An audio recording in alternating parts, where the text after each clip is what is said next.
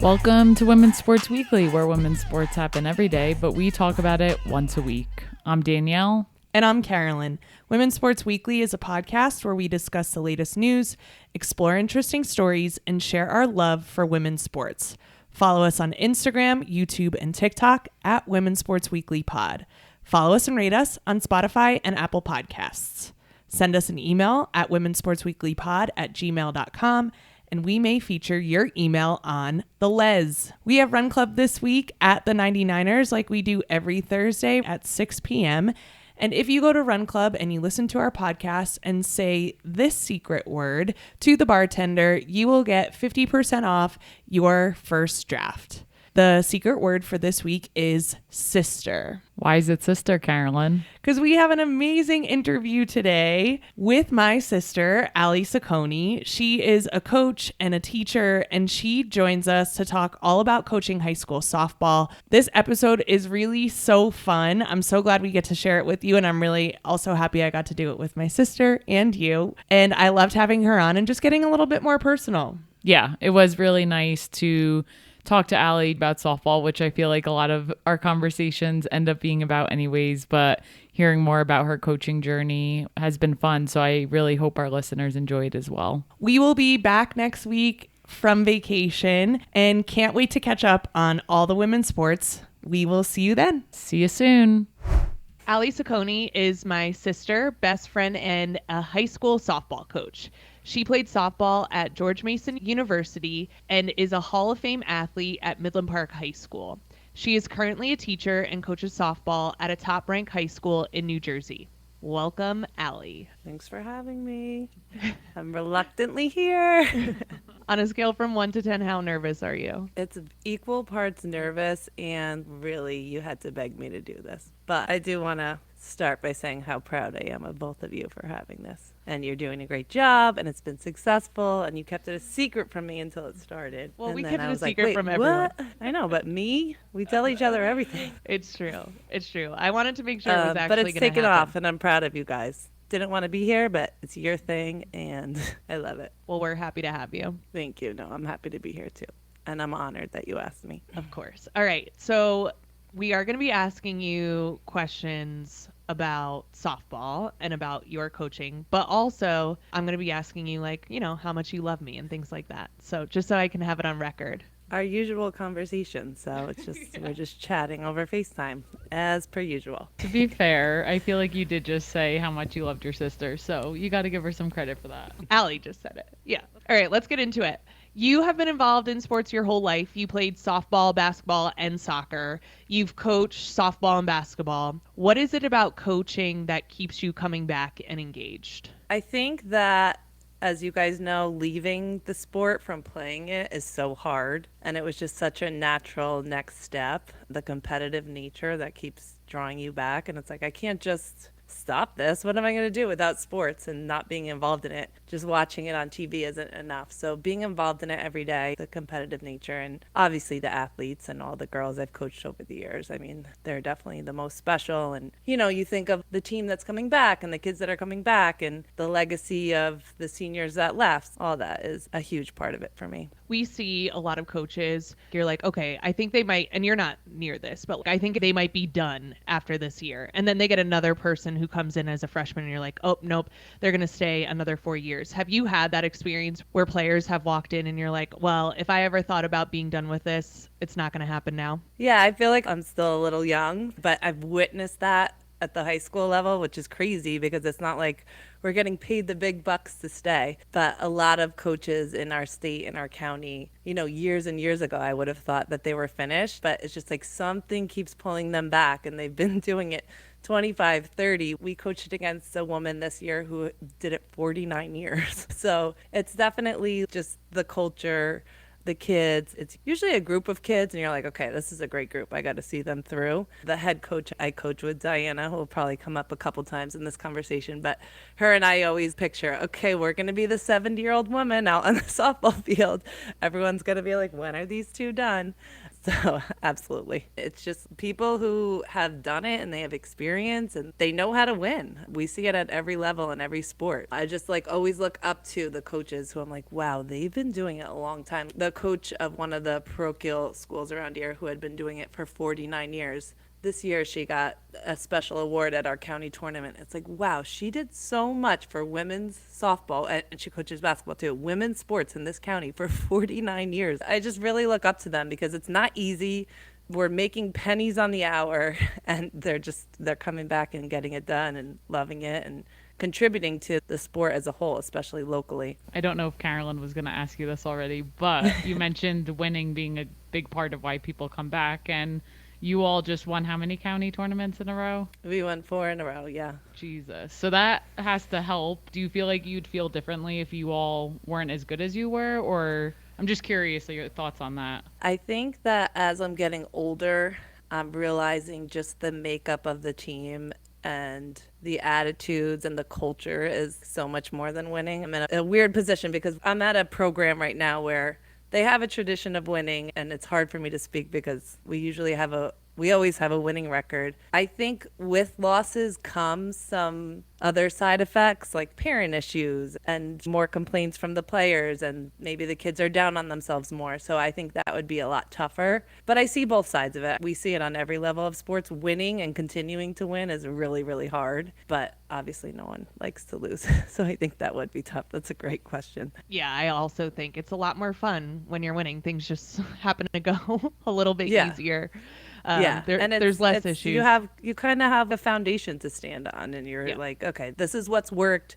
This is what's gotten us to this point in the past. I think with certain programs, there's like a tradition that parents and spectators and media respect. So all of that is like a huge advantage for winning programs. Absolutely. Okay. So now I get to compliment you. You're one of the most secure people I know. You know what you're good at. You stand up for what you believe in. You are fiercely loyal. Where do you think that came from? Loaded question. Thank you for the compliments. To all that, I feel just like with everybody, I feel like I'm confident in certain things, but obviously very self-conscious, like this kind of stuff I hate doing, being on camera, being on social media. I'm very self-conscious and don't like that. But I think I do have confidence in my ability to teach and my ability to coach. I think that comes with years and years of doing it. I think that I've had amazing coaches and mentors that I've assisted that really helped me. I've worked with just really amazing people. And I just think our upbringing was really special in certain ways. I don't know. I think about it a lot now as a parent and as a coach. And you think back, you guys will see when you start having your kids, that you start to just think about, while you're raising your kids, you think about how you were raised, and I'm sure you do that already, but we were just like really fortunate to have parents who held us responsible and let us learn lessons on our own, and we weren't coddled. And I think that is something really important as you grow into an adult, to have those skills. And I feel very prepared from our parents. I was very prepared to be an adult and be a coach and be a teacher because of our upbringing. Do you have an example of something that mom or dad did that sticks with you? Dad was just like, first of all, and I think about this as a coach, and now I'm like, my kids starting youth sports. They never, ever were involved in the coach and what the coach was doing, the decisions, and it was never talked about. Mom, I don't know, she was like busy and like she came and supported the sports, but she really didn't want to do any analytics after the game. But Dad would not talk about a coach's decision or playing time. He was just more like, if we want to talk about taking responsibility, I do remember, I think I pitched either a no-hitter or a perfect game, and he said something about one of the at-bats of one of the opposing batters. Well, why'd you do this? Like, why'd you get to that 3-1 count? And it was like, oh, okay, we are not going to be congratulated here for throwing a no-hitter. We are going to take a look at where we can get better. Not that he wasn't proud of us, but you wouldn't get in the car and have him be like, you're the best one. He would never, ever say you're the best. He would just be like, proud of you, but where can we get better? Which I think is huge. Can you think of anything from our parents? I feel like you were nodding your head when I said it. I feel like we were brought up to be pretty no nonsense, don't complain, which isn't always like. Yeah, there's things I see in both our parents, and I agree with you. Dad never. I think this is really important. If we had a problem with a coach, Dad was not going to talk to the coach. He empowered us to go and have a conversation and have those adult conversations. And I thought that was huge. And now as we're getting older and I see how mom is more as a human rather than as a mom is very secure in herself. And she always has been. Like, she just knows what she brings to the table. And it's something that I really admire. And Dad always was confident too. Like, he had a lot of confidence in who he was, or at least how he came off. And having one parent who cared and was invested, and another parent who really was like, I don't understand why you're upset about this loss. I think that was a good balance. I really do. Yeah, it was. Yeah, just to give the perspective. Exactly. I remember sometimes you would come home angry from a game and mom would look at me and be like, I don't get it. I don't understand. Like, why is she upset tonight? Like, why is she going to carry this in through the week? I totally understand where she came from now. There's a lot of things, I'm sure you guys do this too as athletes, you look back on and you wish you knew better and you wish you responded in a different way. There's a million things I go back to where I'm like, I wish I trained different. I feel like I've heard you guys talk about that even on the podcast. Just going back to our upbringing, I just think they both work so hard and didn't complain about work. So it's like they're working all day and all night and not complaining. And then it was like, where do we have room to complain? They're like grinding it out. And I remember one time asking Dad, because one random summer I went and worked with him. I think I was in college, and we were like installing computer floors, doing carpentry work. Why did you do that? I don't know. He was like, let's go. You can make money. So I like put my hard hat on, and we woke up at 4:30 in the morning. And then by 8, I was like, no, this is. And then I just thought to myself, like, he does this every day for how many years? And I asked him, I'm like, how do you wake up and do this? And he was like, the hardest part is pushing yourself up off that mattress. The rest of the day, he's just like, as long as you get up off the mattress, you're good. And I was like, wow, that is some perspective. It's so true. Both mom and dad worked so incredibly hard. And yeah, I totally forgot you spent a summer working with him. I just can't imagine you on a construction site. Stories and just Dad chain smoking, but he didn't smoke. So I was like, okay. That's like when Dad drove me to South Carolina. I think you were in the car. Didn't you come with us? Yeah. It was like a 12-hour drive there and back. Is it 12 hours? But we did it in a day. Yes, he did it in a day. He drove us down. The car was packed. And classically, my dad didn't smoke. I'm putting that in air quotes. But he was like, you two are not going to say anything. And he drove the complete 12 hours and chain smoked every single second. And then I remember, yes, with the window open. And then I remember him and I would take a lot of car rides, day trips to come see you in DC. It was like a 5-hour drive. We would leave super, super early, get to see your softball games at George Mason. And then him and I would drive back, total nut job. Yeah, same day. If he had his mind set on something, we're getting this done in a day, he did it. And I feel like both of our parents are very like, we're getting it done and nobody's going to complain and nobody's going to sit here and do nothing. We're going. It's pretty amazing. I like talking about this, so thank you. I know. I don't know if people want to listen, but you can cut it out.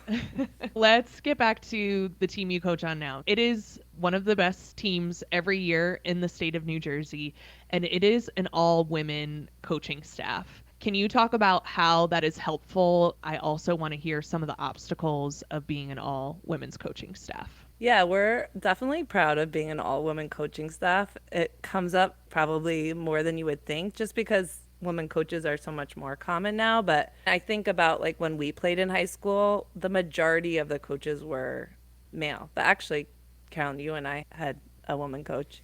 And even when I played in college, I had a male coach and just the majority is. So we're definitely proud of being an all-female staff. I think the girls that we coach respond well to it. I think all 4 of us on our staff bring something different, even though we're all women, obviously, especially on this podcast. We know like we're not all cookie cutter, but we have someone who's a little bit more maternal. We have at different times who's good cop, bad cop. It's just nice. And I think the girls respect it. I think the parents are really good with it too. I've gotten really, really nice compliments in the past. Like, it's so nice for our girls to see you as a mother and working hard as a mother and having a job and coming to coach them. Like, you're such a nice role model. And that was like right after I had, I think, my second son. So it's nice that the parents see that we can be role models for the girls in their journey through sports. And that's definitely all the positives. And we all work really well together. There are challenges for sure. I think just in general, just still the way our culture is, I think a male coach is just more trusted in general. I think we can be questioned more in everything. And I definitely see a huge difference. And I would say every female coach at every level would probably say this in the umpiring and the referees and their reactions to us. I'm not going to say anything about calls. I don't think we get different calls, but just how we're spoken to and how we're reacted to if something's a question, it's just different. So it's something that over the past couple of years I've come to terms with, because I'm not going to fight a battle that's so upstream. In the moment of the seventh inning, you kind of have to kill them with kindness. And I hate to play that game, but I'm sure so many women coaches struggle with this, because it's like, I need the best outcome right now, and this person in front of me is not going to respond well to my behavior, which would be a totally different response if a male communicated in that way. So it's tough, and we're walking on eggshells a lot. It's just something we've had to deal with. So if anybody can write in with any advice, or if you guys have advice, it's hard with the umps and the referees. And we have some really great relationships with umpires we see all the time. And I'm not talking about them and they see us and they respect us, but it's this every once in a while here and there.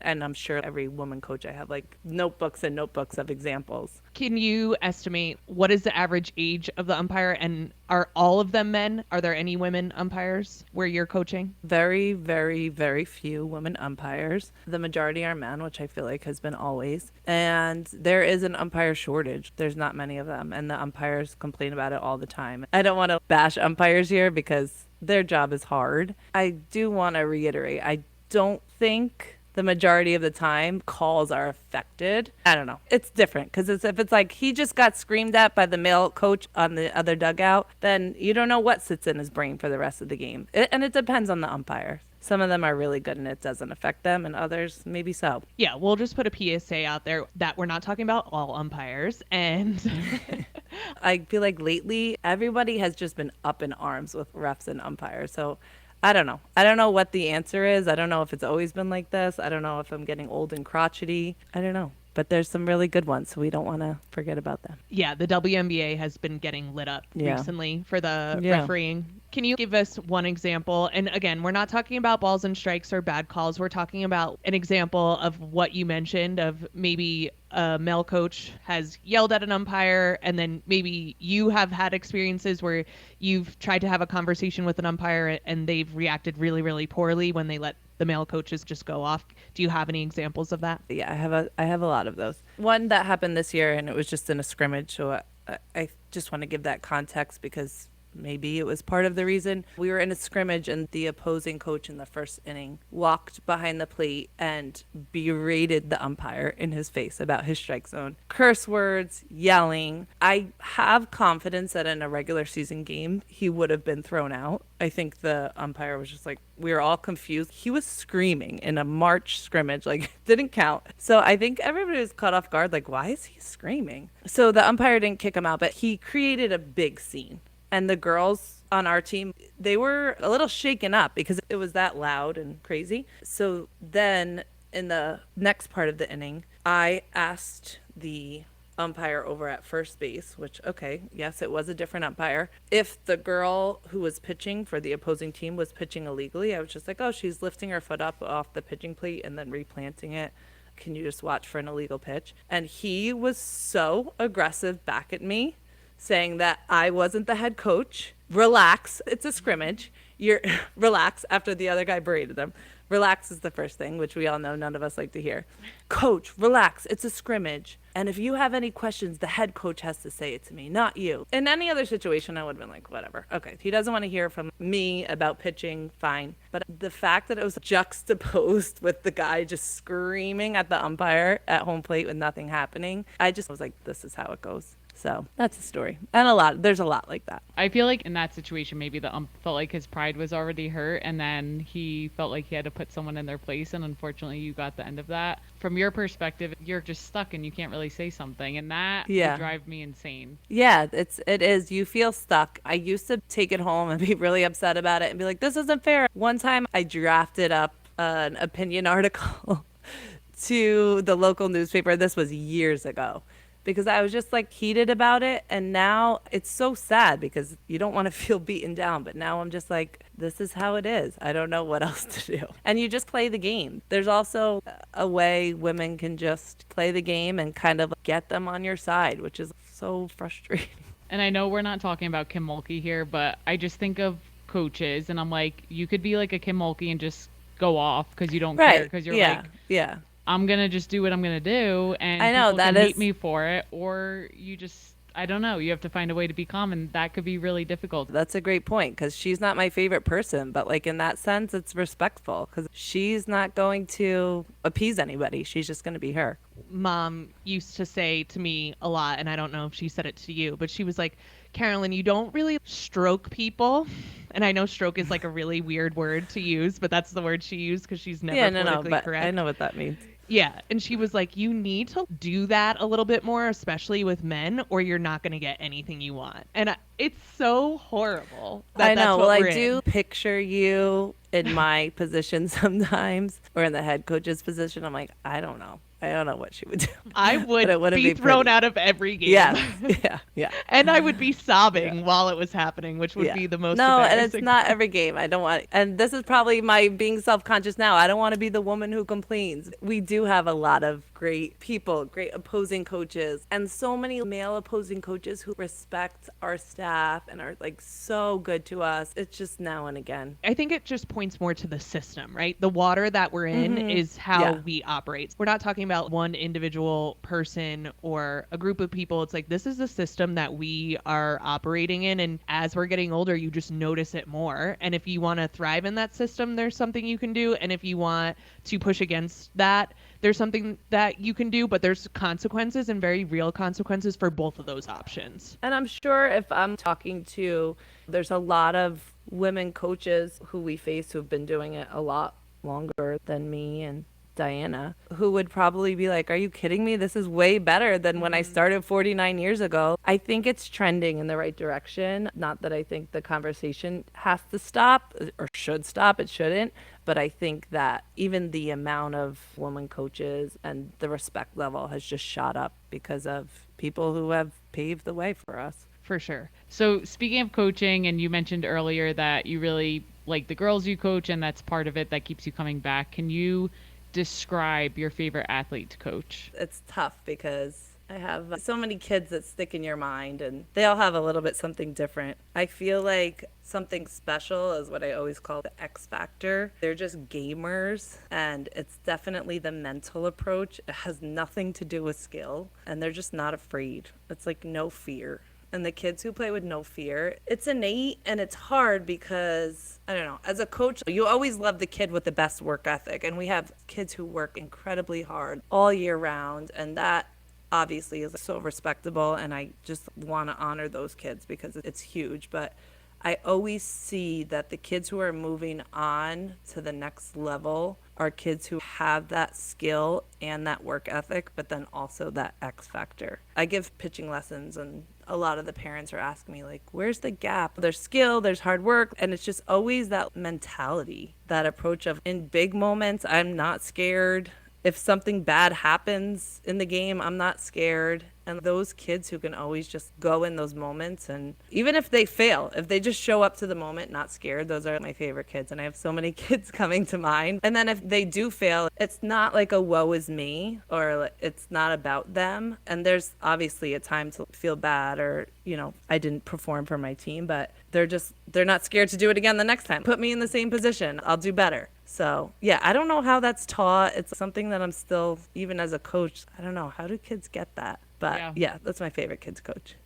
That makes sense. And I don't think you could teach that. I think it's just one of those I things know. like you can't teach height. You can't teach the X factor, I guess. I know. And I always want to grab the parents of those now as a mom of those athletes and be like, what'd you do? How do you build this in them? Like, where does this come from? Because it's definitely something that starts way before ninth grade when they come into high school. But you have that. You have that X factor. You were like the gamer. I want to win. I want to be in the big moment. And I'm not saying this. You and Danielle. I feel like you and Danielle were like that too. I am not that person. I was like missing other pieces of my game, but like that piece I wasn't missing. I wasn't going to be afraid of anybody. But I feel like you were like that too, Carolyn. You weren't afraid. No, yeah, I was shitting my pants. I still do it now. So I played softball in college and then stopped playing.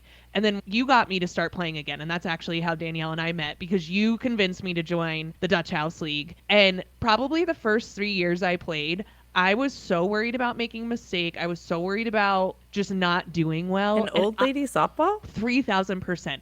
It really hasn't been until the last couple years that now I'm in the outfield and I'm like, give me the ball. I want every ball. Okay. But that took and that's so how Danielle much time. is. Danielle wants every ball. Yeah, she wants every ball. Absolutely. Yeah. I know. Sometimes I do wonder that these kids who are so skilled and they work so hard, would a sports psychologist help with it? Like, I wonder. 'Cause, I mean, you overcame it, Carolyn. Yeah, but I think it was a lot of therapy, honestly. And like it's experience and wisdom and getting older, which I do coach so many kids. And I always think back to when I played. They'll be a sophomore or a junior. And I'm like, how is she so mature with her approach to the game? How is she so calm? I don't know. Those pieces came for me so late. I learned so much later how I should have been as an athlete. So I am amazed by some of these high school athletes who I'm like, wow, you have a lot of this already and you're 15. It's wild. And then some of them, they never get that X factor. Maybe they need more experience. Maybe they need a sports psychologist. It's just that thing that probably all professional athletes have. And that's why they're at that level. Yeah, I agree. I think also for me, I had to not worry about looking cool. And Danielle and I have been talking about this a lot in our personal life. I was so worried about not looking cool. And I think that's like worrying about what other people think of me. And if I could go back in time, that would be the thing that I would drop. Do what makes me happy. And like you're talking about high school or like high school, high school, college, anything. And I started to learn in college, like it started to shift. But I think if I had that earlier, if I could have found a way to turn that on, that would have been helpful for me. I know it's so hard for these high school athletes, and it's in my face every day that they're just young and they're kids. And they really do amaze me at what they accomplish as kids. You see their potential and what they're going to become. And that's going back to what brings you back. It's like, okay, especially from a freshman to a junior to a senior, you see them grow and it's like, oh, wow, they're kids. And you don't have all the pieces together when you're kids, It slowly comes. I see that sometimes we'll have a super, super skilled, let's say sophomore, but you have a senior who's been doing it for 3 years, let's say. I don't know, technically you might be a little sounder, but her experience and her mental approach to the game, you can't. And that's where it might be difficult for a parent or an outsider. They're like, but look at her. Look, she would bat 450 as she was playing. And then they go do that in their summer travel team, which is amazing, and they're growing. But she didn't live all these experiences that our team has gone through. And I don't know. For me, it's just such a mentality of, are you going to have no fear in those moments? We already talked about favorite athletes to coach. Now I'm curious, who is a coaching inspiration for you? Softball wise, it has to be Patty Gasso. I'm always looking to coaches who have a family and do it while they have a family. And she's doing this full time. And you think about how long she's been doing it and how well she's been doing it and how well respected. I always look at how do your players feel about you and your former players. And the fact that she's still building programs like this and her former players talk about her the way she is. And she has a family. And she's never part of any drama. She's just well-spoken. Definitely Patty Gasso. I know, Danielle, this will make you happy. I just love Pat Summitt. Obsessed. Especially her with the fierceness. She was no nonsense, but had that great balance of really amazing technical coach, great relationship with her players, really disciplined. All her teams are disciplined. I don't know. That's a hard balance to find. People respect you, people like you, but you also lay the law down.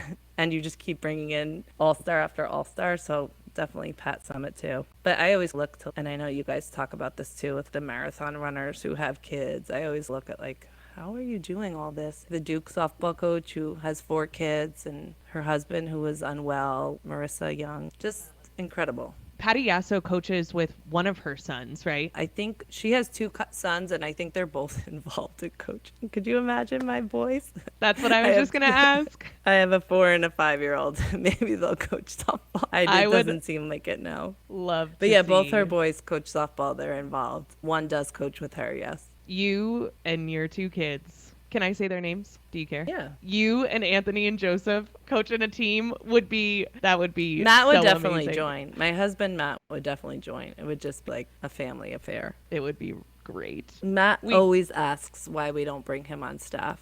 He's ready to get involved in softball, which I love. He would just be a really good coach too. Yeah, Did I you feel guys like have he a knows. preference when you were younger? Did you say, oh, I want to play for a woman or I want to play for a man? As a kid, I didn't know any better, and my dad coached me a lot growing up, which Yeah. I loved. I don't know, I didn't really know any better, but when I was looking at colleges, that definitely played a role, I would say. Yeah, and you were coached by a woman in college. Yes. Yeah. I had a coach in high school. I had 4 different coaches, 4 different years in high school, which was rough. For softball. For softball. And one of them I really hated. My senior year made my life a living hell. And so I was very happy. Man when I or went to- woman? Man. Oh, okay. I think he I got don't know. arrested. What? He got Okay. arrested later on. Okay. We don't So have to. Okay. But I was We don't have very to out excited. anybody. I was very happy that at South Happy Carolina. to go play for a woman. Yeah, to go play for a woman. You softball. also, your favorite coach of all time, both of you, actually, I'll bring this up on this podcast, your favorite coach of all time, both of you had a male coach. And mine as well. Yeah. My so- favorite coach of all time was my basketball coach. We talked about him way back in one of the earlier Yes, episodes. Definitely my favorite coach of all time. And I had one good softball coach in one of the years, and our team was so small that she went on to bigger and better things, but she was awesome too. So yeah, I had a mix. I know. It's the same thing we've been saying this whole podcast. It's down to the person. Yeah. For sure. Okay, we're coming to the end of this podcast. Are you feeling better now? You look more relaxed. Yeah. Are we going to play a game or something? Ooh, do you want to? I don't know. I feel like it's been so formal, like Q&A. What kind of game do you want to play? You have no games lined up? Ooh, I have a game. I have a cut bench start for you. Okay. Cut bench start. Hopefully I know all the people you say. Oh, you are. You will know. And this is going to Cut get real bench personal real fast. Oh, For God. your softball team, your husband, Softball team. Matt, Danielle, me. Okay, It's you're okay, saying you like can cut me. skill-wise, are we going to win? I'm cutting Carolyn. I'm starting Danielle and benching Matt. Matt can be the bench coach. Easy. Next. Wait, what was this question though? Are you actually having to do with sports? It has to do Yeah, with it said skill. softball. Yeah, like are we going to win the game? Oh, Yeah. I thought you And were putting her Danielle's on my the spot, shortstop. like, And my relationship-wise. four I was batter. like, I knew that was coming. No, we knew if we're winning a game, Carolyn I'll knows. take it. Matt will coach you from the bench, Danielle. All right. Can I just explain my reasoning a little bit for that? Not for you, Carolyn. You're just off the table. But because I know I'm going to hear it from Matt. Matt would hit it to left field every single time. And if the other team only has 1 or 2 players too, they would just put them in left field. Danielle can spread the ball all over the field. So, Matt, you're on the bench. Sorry, Matt. I don't know if I can agree with that. I hit the ball to left every single time. I had a gosh, we softball need game that. today and hit it to right. So all of you can go scratch. But I hit a need grand video. slam today. And mic drop. Anyway, I knew a game was going to be a good idea. All right. We're not playing any more games or else I'm going to get butthurt about Well, it. no, just don't make them personal. I'm really proud of you for hitting to right field because me, Danielle, and Matt can't do that. So that takes years of practice. What I play with my kids is this or that, and then we have to explain our reasoning. Okay, this or that. Basketball or soccer? Basketball, easy. Yeah, basketball was my favorite sport growing up, even more than softball. I just wasn't so good at it. Basketball's the best sport, right? It's so good to Yes. watch. Yeah, I know. Danielle, it's your sport. And Carolyn, you liked it too. I love basketball. Yeah, and I just feel like even when I coached it, I feel like the coach can impact the game so much. The plays you run can impact, especially at the high school level. I don't know. It's just such a cool sport and so physical and so quick. Basketball. Again, sorry, Matt, my husband, who's the soccer coach. As my dad would say, soccer's like watching the grass grow. And he would give me money for every yellow card because he couldn't take watching the game. That was so boring. Podcast or audiobook?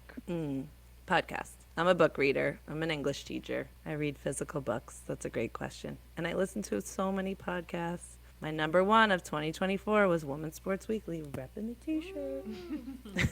This or that, cats or dogs? Oof, I don't like animals. Gosh, cats or dogs? Dogs. Hairless cats over dogs. 1, hairless cats. 2, dogs. 100 cats. R.I.P. Frankie, our hairless cat that Allie and I had Oh, together. I know.